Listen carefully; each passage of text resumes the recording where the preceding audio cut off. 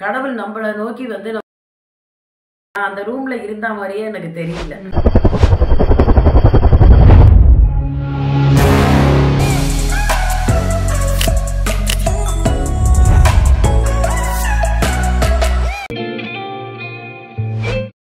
Hello, வணக்கம் ma'am. Yes ma'am.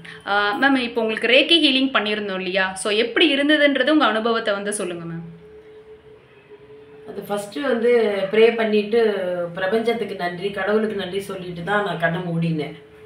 அது கொஞ்ச நாள் கழித்து வர வர என்னோட உடம்புல வந்து அது எப்படி அந்த ஃபீலிங்ஸுன்னு எனக்கு சொல்ல தெரியல. அது அப்படியே எங்கேயோ ஒரு ஆசிரமத்தில் வந்து நிறைய கிளி எல்லாமே இருக்குது, ஒரு நிறைய மரங்கள்லாம் எல்லாம் இருக்குது. அந்த இடம் வந்து ஒரு ஃபீலாக எனக்கு தெரிஞ்சது. நான் மட்டும் இருக்க மாதிரி இருந்தது ஃபஸ்ட்டு. அதுக்கப்புறம் பார்த்தா நிறையா சித்தர்கள்லாம் வந்து நிறைய அந்த மாதிரி ஆரஞ்சு கலர் ட்ரெஸ்ஸில் நிறைய பேர் போயிட்டு வந்துட்டு இருக்க மாதிரி இருந்தது. எனக்கு நான் இவரை வந்து நான் பார்த்ததே கிடையாது. ஓகே, மிகாவோ சூயி ஐயாவை அவரை நான் பார்த்ததே கிடையாது. நான் எந்த இதுலேயுமே பார்த்ததில்லை. அவருடைய உருவம் வந்து நல்லா ஒரு ஃபோட்டோவாக இல்லை, ஒரு ஸ்மைலிங் ஃபேஸாக. இப்போ என்னை பார்த்து ஒரு சிரிச்சா ஒரு ஆசீர்வாதம் பண்ணால் எப்படி இருக்கும், அப்படி தான் வந்து அவரை நான் பார்த்தேன்னா பெருசாக பார்த்தேன் நான் அவரை. அப்புறம் சரி, அவருக்கு ஒரு நன்றியை சொல்லிட்டு அடுத்தது சித்தர்கள் எல்லாருமே வந்து எனக்கு நன்னாவே அந்த இடத்துல தெரிஞ்சுது. அப்புறம் தாமரைப்பூ வரைஞ்சிருக்கா மாதிரி அது எனக்கு சொல்ல தெரியல, ஆனால் அதில் உட்காந்துருக்கேன் நான். அப்படியே மேலே அப்படியே போயிட்டு இப்படி வரா மாதிரி ஒரு நல்ல ஃபீலாக தெரிஞ்சுது. அப்புறம் பழனியில் வந்து போகர் சமாதியில் வந்து அந்த மரகத லிங்கம் எல்லாம் இருக்குமே, அந்த இடத்துல நான் நிற்கிற மாதிரி நான் அப்படியே உணர்ந்தேன். நான்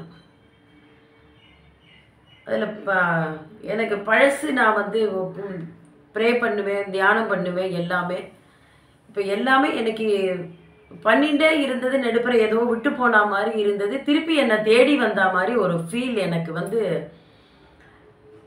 இதான் வலி வேதனை எல்லாம் தாண்டி நாம் வேஸ்ட்டாக இருக்கோமோங்கிற மாதிரி ஒரு ஃபீல் நடுப்புற என்ன அறியாமல் வந்தது. என்னை சுற்றி இருக்கிறவங்க பாசமாக இருக்காங்க, அவங்களால தான் நான் இன்றைக்கி உற்சாகமாக இருக்கேன், என் குழந்தைங்களால்.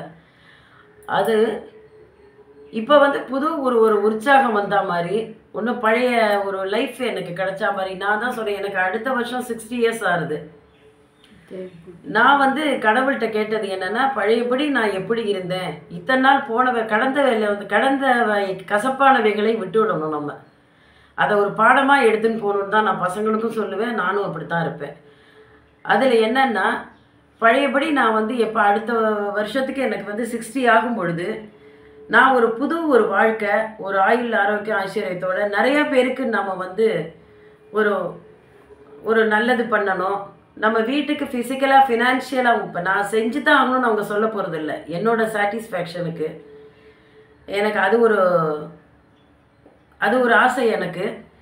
மற்றபடி வந்து இந்த மாதிரி நீங்கள் வந்து உங்கள்கிட்ட ட்ரீட்மெண்ட் எடுத்து, ஏன்னா நான் டாக்டர்ஸ்கிட்ட போகும்பொழுது எனக்கு வலி ட்ரீட்மெண்ட் எல்லாம் நான் எடுக்கும் பொழுது உடம்புல ஒன்றுமே உபதிரவம் இல்லை அப்படின்னு சொல்லுவாங்க.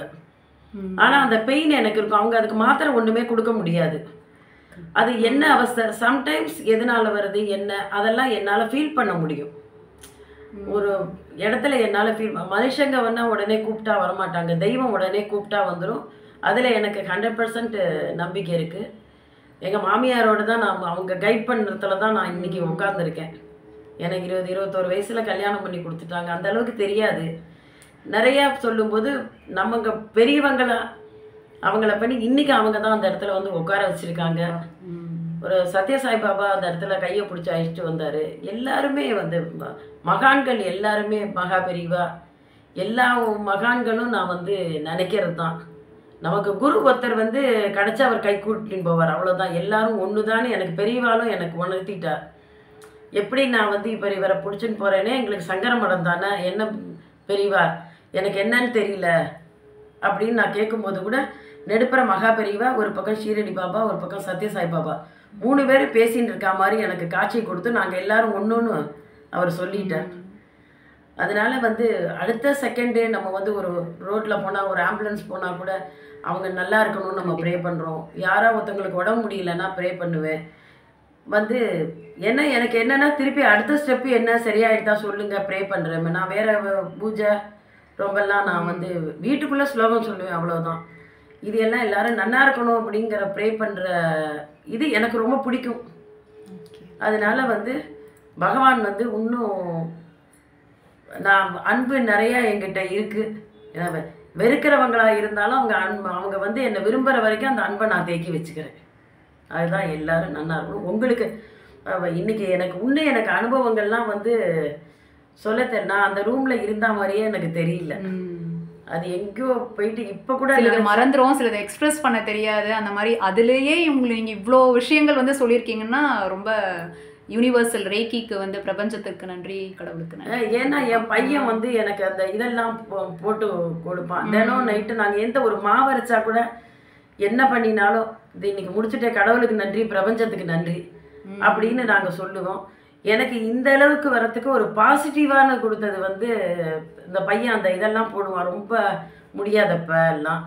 அதே போல் எங்களுக்கு இந்த சத்யசாய் பாபா, எனக்கு உடம்பே ரொம்ப முடியாமல் இருந்தேன். அப்போ சத்யசாய் பாபாவோட சத்யம் சிவம் சுந்தரம் புக்கு என் பையன் பக்கத்தில் இருந்து படித்தான். இப்போ படிக்கும்போது துளசி எல்லாம் நிறையா எல்லாரும் கட்டினா அப்படின்னு வந்தது. அப்போ வந்து அவர் கேட்குறாரு, இன்னும் கொஞ்சம் துளசி கொடுக்கலாமா அப்படின்னு கேட்டுன்னு இருக்காரு. அங்கே பாபா கேட்குறாங்கும் போது என் பையனும் நானும் தான் இருக்கோம். அந்த இடம் முழுக்க துளசி வாசனை அடிச்சுது. அப்போல உடம்பு முடியலையா, ஒரு வேப்பலை வாசனை எல்லாம் வந்து அந்த அம்பாள் வந்து ஏதோ நம்ம 100% வந்து பியூராக இருந்தோன்னு நம்ம சொல்ல முடியாது. நம்மளும் தப்பு செய்யாதவங்க கிடையாது. தெரிஞ்சு செய்யலைனாலும் தெரியாமல் இருக்கும். போன ஜென்ம கர்மா எல்லாமே இருக்கும். அதனால எனக்கு வந்து இப்படி ஒரு லைஃப், எனக்கு பிறந்த வீடு, புகுந்த வீடு, கணவன், குழந்தைகள், மாப்பிள்ளை, மாட்டு பொண்ணு, பேரம்பேத்திகள்ங்கிறது அந்த பிரபஞ்சத்துக்கு நான் நன்றி சொல்கிறேன். கரெக்டாது. இன்றைக்கி வந்து இந்த டாக்டர்ஸை வந்து எல்லாருமே பார்க்குறாங்க, உங்களுக்கு உடம்பு ஒன்றுமே இல்லை அப்படிங்கிறாங்க. அதுதான் எனக்கு வந்து ஒன்றுமே இல்லை. பசங்க கவனிச்சா கூட நமக்கு இப்போ நான் செய்கிறேன்னு அவங்க சொல்கிறதுக்கு என்ன சிலது வந்து ட்ரீட்மெண்ட்டை தாண்டி நம்மளோட அந்த ஹீலிங்கிறது இருக்கு இல்லையா, அதாவது நம்மளோடதுன்றது வந்து பார்த்திங்கன்னா பிரபஞ்சத்தோட அந்த சக்தி, அந்த இதில் நம்ம பார்க்கும்போது பண்ணும்போது கண்டிப்பாக அது அதுக்கான நல்ல பலன்கள் வந்து கண்டிப்பாக இருக்கும். சிலது வந்து என்னென்னமோ நம்ம டெஸ்ட் எடுப்போம், அதில் எதுவுமே தெரிய வராது. பட் இதுக்கான அந்த ஹீலிங்கிறது வந்து நல்ல ஒரு சொல்யூஷன். அதுதான் எனக்கு ஆரம்பத்தில் அந்த யூட்ரஸ் பிரச்சனை வரும்போது கூட வலிக்கிறதே பாபா, என்ன பண்ணுறது, நீ ஒரு ஸ்டெப்பு சொல்லுங்கும் போது அப்போ வந்து பாபா வந்து எம்ஆர்ஐ ஸ்கேன்லாம் எனக்கு தெரியாது, அதிலெல்லாம் போகிற மாதிரி காமிச்சாரு. அதுக்கப்புறம் வந்து எனக்கு மறுநாள் போகும்போது தான் அந்த டெஸ்ட் எடுத்தாங்க. பெயின் ஜாஸ்தியாக இருந்தப்போ கூட வயிற்றுல வந்து பாபா உள்ளே இருந்துட்டு பண்ணுற மாதிரி பண்ணினாங்க. பஜன் பண்ணுறவங்க வீட்டுக்கு வந்து பண்ணாங்க. அதாவது நம்ம ஒரு அடி எடுத்து வச்சா கடவுள் நம்மளை நோக்கி வந்து நமக்கு நல்லது பண்ணுவார் அப்படிங்கிறத நான் அனுபவபூர்வமான உண்மை. நான் வந்து இவ்வளோ நாளாக இங்கே வந்து லேடி டாக்டர் யாரும் இல்லையே, நம்ம என்ன பண்ணுறதுங்கிறது அந்த பிரபஞ்சம் தான் உங்கள்கிட்ட கொண்டு வந்திருக்கு. எனக்கு இதுக்கு காரணம் நீங்கள், உங்களுக்கு நான் ரொம்ப ரொம்ப நன்றி மேம். பிரபஞ்சத்துக்கு நன்றி. அதுதான் கடவுளுக்கு நன்றி, பிரபஞ்சத்துக்கு நன்றி. Thank you so much ma'am. Thank you.